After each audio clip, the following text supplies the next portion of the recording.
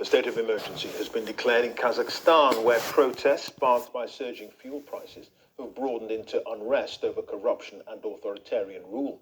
In the country's largest city of Almaty, demonstrators seized the airport and stormed government buildings. The Kazakh president Kassym-Jomart Tokayev, who has sacked his government, says there'll be a tough response to the protests. Our diplomatic correspondent Paul Adams has the latest.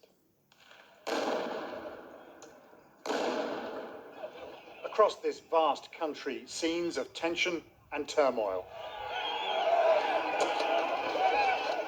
In Almaty, running battles lasted on into the night. The police struggling to maintain control in this Kazakhstan's biggest city.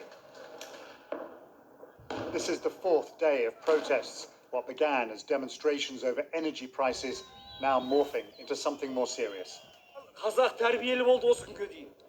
They said Kazakhs wouldn't take to the streets, says Rafiq, but we've grown tired, we've had enough.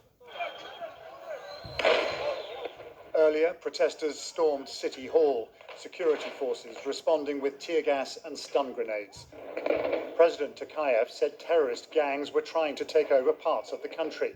In an address to the nation, he threatened tough action and declared a state of emergency. He's called on neighbors, including Russia, for help. Far to the west, in the port city of Aktau, more crowds on the streets where it all began at the weekend.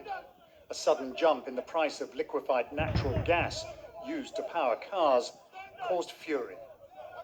But the protests have now tapped into other long-standing grievances, corruption and economic hardship. Some vent their anger on the country's former leader, Nursultan Nazarbayev, who remains powerful. Old man leave, they chant. In another city, a crowd tries to pull his statue down. The US has urged the authorities to show restraint, but back in Almaty, some policemen were simply giving up. The government says 8 officers and National Guardsmen have been killed. Chaos is spreading.